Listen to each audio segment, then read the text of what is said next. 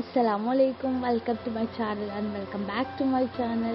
ഞാൻ ഈവനിങ് ഇങ്ങനെ വെറുതെ ഇരുന്നപ്പോൾ എന്തെങ്കിലുമൊക്കെ തിന്നാൻ കിട്ടിക്കണമെങ്കിൽ ഇന്ന് ആലോചിക്കാനിട്ടാ.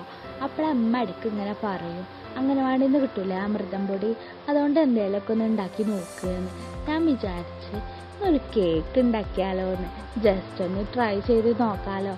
ആദ്യം കുറച്ച് പഞ്ചസാര എടുത്തിട്ട് 2-3-4 ഏലക്കായൊക്കെ ഇട്ടിട്ട് നമുക്കൊന്ന് പൊടിച്ചെടുക്കട്ടോ.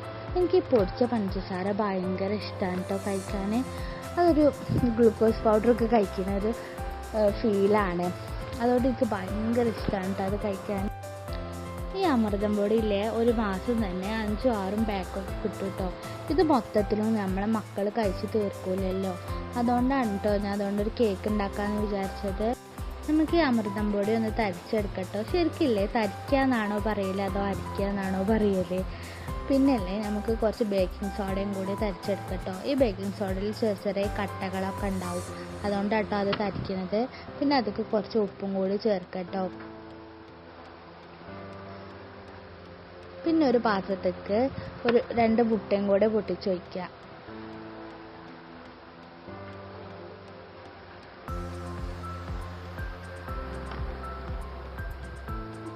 നമ്മൾ നേരത്തെ പൊടിച്ച് വെച്ചില്ലേ പഞ്ചസാര, അത് ഇതൊക്കെ ഇട്ട് കൊടുക്കട്ടോ.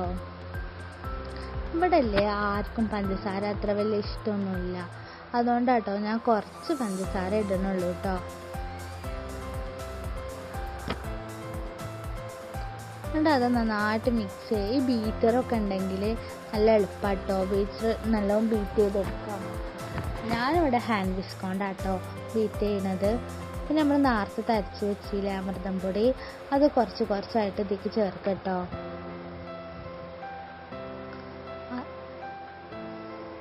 അത് നന്നായിട്ട് ഇളക്കി കൊടുക്കട്ടോ. ഈ ഇളക്കി കൊടുക്കുമ്പോഴേ ഇതിൽ കട്ടയൊന്നും ഉണ്ടാകാൻ പാടില്ല.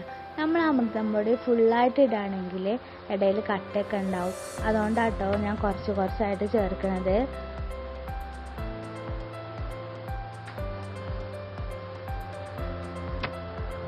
വീണ്ടും ഇളക്കിക്കൊണ്ടേ ഇരിക്കട്ടോ. എന്നിട്ടില്ലേ നമ്മൾ കുറച്ച് പാലും കൂടി ഇതിലേക്ക് ചേർക്കട്ടോ. ഞാൻ ഇതിനൊന്നും കറക്റ്റ് അളവൊന്നും പറയണില്ല. ഞാൻ അങ്ങനെ ഒരു അളവിലൊന്നല്ല കേട്ടോ എടുക്കുന്നത്, എൻ്റെ ഒരു സുമാറ് ഒരു ഇതിലാട്ടോ എടുക്കുന്നത്. എന്നിട്ട് ഇത് നന്നായിട്ട് ഇളക്കി കൊടുക്കട്ടോ.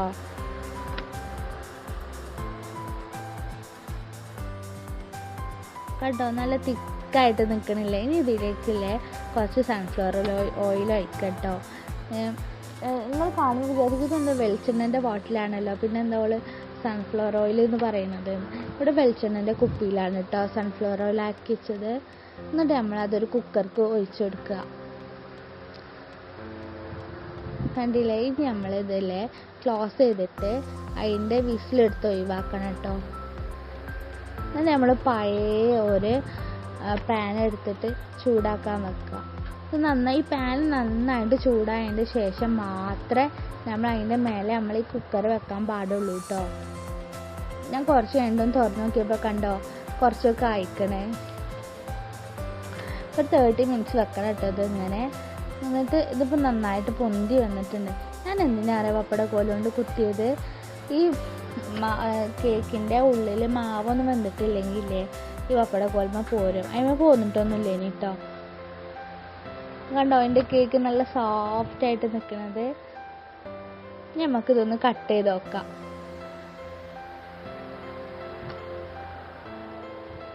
കേക്ക് നല്ലൊരു സ്പഞ്ച് പോലെ കേട്ടോ നിൽക്കുന്നത്. നോക്കി കാണുമ്പോൾ തന്നെ മനസ്സിലാവും അത്. ഏതായാലും ഞങ്ങളൊന്ന് ചായ കുടിക്കട്ടെ കേട്ടോ. എൻ്റെ ഈ വീഡിയോ എല്ലാവർക്കും ഇഷ്ടമായിക്കണമെങ്കിൽ ഒന്ന് ലൈക്കും സബ്സ്ക്രൈബും ഒക്കെ ഒന്ന് ചെയ്യട്ടോ.